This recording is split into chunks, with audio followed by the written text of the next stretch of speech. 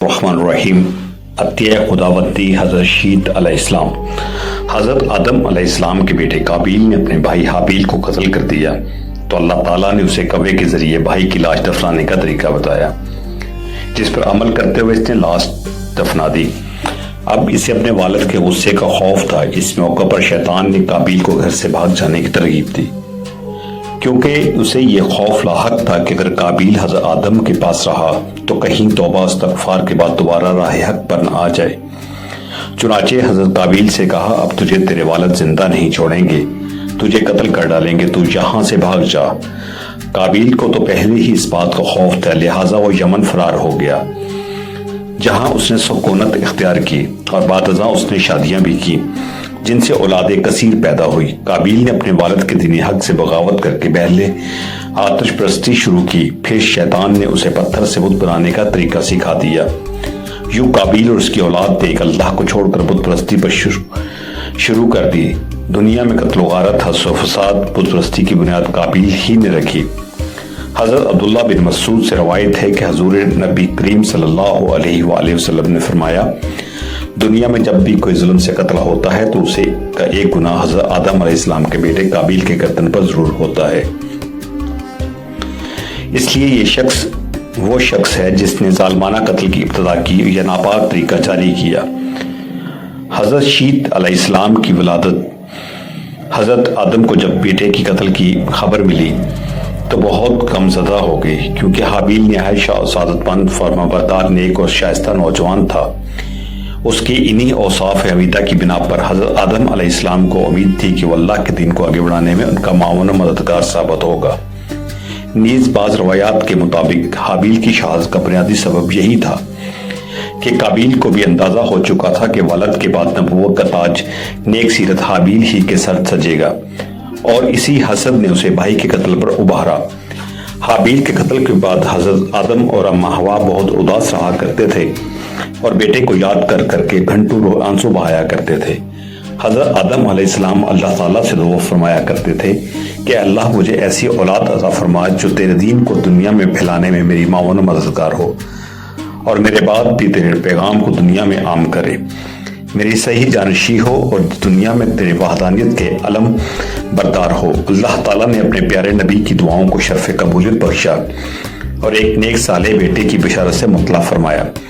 چنانچہ کچھ ہی عرصے بعد حضرت شیت علیہ السلام پیدا ہوئے۔ حضرت آدم اور اماں حوا ان کی پیدائش پر بے حد خوش تھے۔ یہ حضرت آدم علیہ السلام کے تیسرے بیٹے تھے اور اس وقت ان کی عمر 130 سال تھی۔ اماں حوا علیہ السلام نے صاحبزادے کا نام شیت رکھا، جس کے عربی میں معنی عطیہ خداوندی کے ہیں، یعنی اللہ تعالیٰ کی جانب سے عطا کیا گیا۔ خوبصورت و خوبصورت تحفہ۔ حضرت شیت علیہ السلام حسن و جمال، شکل و صورت و عادات و اطوار میں اپنے والد سے بہت زیادہ مشابہ تھے۔ حضرت آدم اور حضرت حوا کو آپ علیہ السلام سے بہت محبت تھی۔ تعلیم و تربیت حضرت آدم علیہ السلام حضرت شیت علیہ السلام کو ہر وقت اپنے ساتھ رکھتے۔ آپ کو اس بات کا علم ہو چکا تھا کہ ان کی اولاد میں سے یہ بچہ ان کا جانشین ہوگا، چنانچہ انہوں نے شروع ہی سے ان کی تربیت پر خصوصی توجہ دی۔ آپ علیہ السلام حضرت شیت کو جنت کا احوال سناتے، اچھے اور برے کی پہچان کرواتے۔ جو جو حضرت شیت علیہ السلام بڑے ہوتے گئے، ان کی پوشیدہ صلاحیتیں اور والدین کی تعلیم و تربیت رنگ لاتی رہی۔ حضرت آدم نے ان کو درس تدریس اور وعظ و تبلیغ کی خوبصورت اور منفرد طریقے سے سکھائے، انہیں دن و رات کی گھڑیوں کی پہچان کروائی، ان اوقات میں ہونے والی عبادتوں کی تعلیم دی۔ اس کے علاوہ طوفان نوح کے بارے میں بھی آگاہ کیا، جو کچھ عرصے بعد آنا تھا۔ حضرت آدم علیہ السلام اور حضرت حوا کو حضرت شیت علیہ السلام سے بڑی امید تھی، جس کی بڑی وجہ یہ تھی کہ ان کا ایک بیٹا قتل ہو گیا، دوسرا شیطان کا پیروکار بن کر کفر کے راستے پر چل نکلا تھا۔ اب اللہ کے دین کو آگے پھیلانے اور شیطان کے شر کا مقابلہ کرنے کے لیے حضرت آدم علیہ السلام کے بعد حضرت شیت علیہ السلام ہی تھے۔ چنانچہ جب حضرت آدم علیہ السلام کی وفات کا وقت قریب آیا تو انہوں نے حضرت شیت علیہ السلام کو اپنا خلیفہ اور جانشین نامزد کیا۔ 960 برس کی عمر میں حضرت آدم نے وفات پائی۔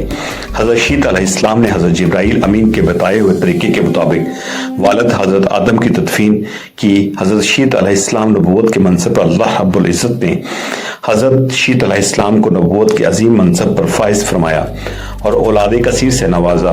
پھر یہ کہ ان کی اولاد نہایت فرمانبردار اور نیک بھی تھی، جو اپنے والد کے ساتھ تبلیغ و دین کے کاموں میں مصروف رہتی۔ روایت میں ہے کہ اللہ تعالیٰ نے اپنے پیغمبروں پر 100 صحیفے نازل کیے اور 4 کتابیں۔ ان 100 صحیفوں میں سے 50 صحیفے حضرت شیط علیہ السلام پر اترے۔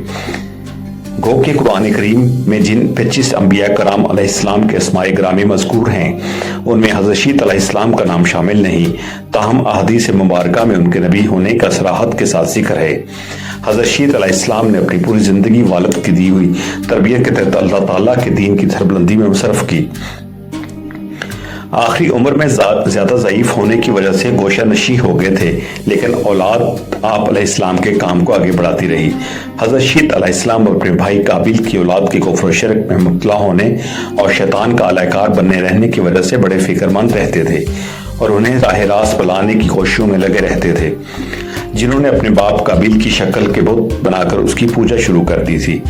روایت میں ہے کہ دنیا میں موجود تمام انسان جنی بنی آدم حضرت شیط علیہ ہی کی اولاد ہیں، کیونکہ حابیل تو محض 20 برس کی عمر میں اپنے بھائی قابیل کے ہاتھوں شہید کر دیے گئے تھے اور انہوں نے کوئی وارث بھی نہیں چھوڑا تھا، جبکہ دوسرے بیٹے قابیل کی اولاد شیطان کے پیروکار اللہ کی نافرمان اور کفر پر گامزن تھی، جسے طوفان نوح میں غرق کر دیا گیا۔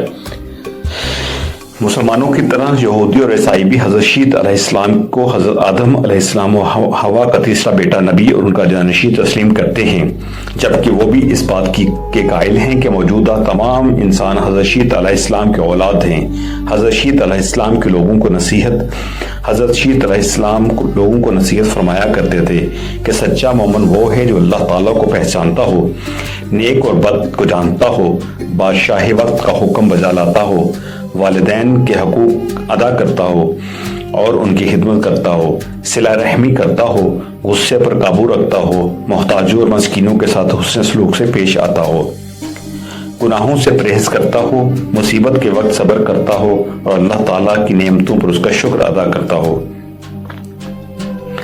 حضرت شیط علیہ السلام کو والد کی نصیحت حضرت آدم علیہ السلام کے انتقال کے وقت قریب آیا تو انہوں نے بیٹے حضرت شیط علیہ السلام کو اپنے قریب بلایا اور نصیحت فرمائی کہ اے میرے سعادت مند اور خردار، تم میرے جانشین بنو گے، چنانچہ تم تقویٰ اختیار کرو اور جب بھی اللہ تعالیٰ کا ذکر کرو تو اس کے ساتھ اس کے محبوب حضرت محمد صلی اللہ علیہ وآلہ وسلم کا نام ضرور لیا کرو، کیونکہ میں نے ان کا نام عرش پر اس وقت لکھا دیکھا جبکہ میں روح اور مٹی کے درمیانی حالت میں تھا۔ پھر میں نے تمام آسمانوں کا چکر لگایا تو بارگاہ رب العزت میں آپ صلی اللہ علیہ وآلہ وسلم کی شان محبوبیت کا یہ عالم دیکھا کہ نام پاک محمد صلی اللہ علیہ وآلہ وسلم اللہ تعالیٰ کو اتنا پیارا ہے کہ آسمانوں میں کوئی ایسی جگہ نہیں جہاں یہ نام مبارک نہ لکھا ہو۔ میرے رب نے مجھے جنت میں رکھا تو میں نے جنت میں کوئی محل، کوئی بالا خانہ، کوئی دریچہ ایسا نہ دیکھا کہ جس پر اسم محمد صلی اللہ علیہ وآلہ وسلم تحریر نہ ہو۔ لہذا تم بھی کثرت کے ساتھ ان کا ذکر کیا کرو، کیونکہ فرشتے بھی ہر وقت اور ہر آن ان کا ذکر کرتے ہیں۔ قصص الانبیاء میں علامہ ابن کثیر تحریر فرماتے ہیں جب حضرت شیط علیہ السلام کی وفات کا وقت قریب آیا تو انہوں نے بھی اپنے فرزند انوش کو معاملات تو سپرد کر دیے۔ انوش کے بعد اس کا ولی عہد کونین بنا، اس کے بعد کونین کا فرزند مہلائل اور اس کا جانشین بنا، اور ایرانی اجمی لوگ انہی کے بارے میں خیال رکھتے تھے کہ 7 ولایتوں کے بادشاہ بنے، اور یہ پہلے شخص ہیں جنہوں نے جنگلات کا صفایا کر کے شہروں اور قلعوں کی بنیاد ڈالی، اور انہوں نے ہی شہر بابل اور شہر سوس آباد کیے۔ ابلیس اور اس کے لشکریوں، جنوں وغیروں کو بھی مار مار کر انسانی آبادی سے بھگا کر ویرانوں اور گھاٹیوں میں دھکیل دیا۔ ان کا ایک بڑا تاج بھی تھا اور وہ لوگوں کو واعظ بھی فرماتے تھے۔ ان کی بادشاہی 40 سال رہی۔ جب وفات کا وقت قریب آیا تو انہوں نے اپنے فرزند اخنون کو اپنا جانشین مقرر کیا اور انہیں مختلف کاموں کے انجام دہی کے حوالے سے وصیت کی۔ مشہور اقوال کے مطابق یہی اخنوخ حضرت ادریس علیہ السلام تھے، جنہوں نے حضرت شیط علیہ السلام کے بعد اللہ نے نبوت سے سرفراز فرمایا۔ حضرت شیط علیہ السلام کی وفات 912 برس کی عمر میں ہوئی اور ان سے منسوب مزارات 3 مختلف مقامات غزہ، عراق کے شہر موصل اور یہودیہ بھارت میں ہیں۔ ان تینوں میں سے کس میں حضرت شیط علیہ السلام مدفون ہیں یہ اللہ تعالیٰ ہی بہتر جانتا ہے۔ موصل میں قائم مزار کو حالیہ عراق جنگ کے دوران شدید نقصان پہنچا۔ بعض روایات کے مطابق حضرت شیط علیہ السلام کا مکہ مکرمہ میں انتقال ہوا اور وہ وہیں سپرد خاک کیے گئے، جبکہ ایک خیال یہ بھی ہے کہ حضرت شیط علیہ السلام کا مزار لبنان کے ایک گاؤں شیط نبی میں ہے، جہاں ان کے نام سے ایک مسجد بھی قائم ہے۔ 13ویں صدی عیسوی اور بعد میں آنے والے عرب جغرافیائی دانوں کی روایت کے مطابق حضرت شیط علیہ السلام کا مزار فلسطین کے شہر رملہ کے شمال مشرق میں واقع گاؤں بشیس میں تھا۔ بشیس دو الفاظ بیت اور شیط کا مجموعہ ہے، جس کا مطلب یہ ہے کہ خانہ شیط علیہ السلام۔ 1948 میں اسرائیل کے معرض وجود میں آنے کے وقت یہ گاؤں غیر آباد ہو گیا، لیکن آج بھی یہاں 3 کونوں والا مینار حضرت شیط علیہ السلام کے مزار پر قائم ہے۔ واللہ علم۔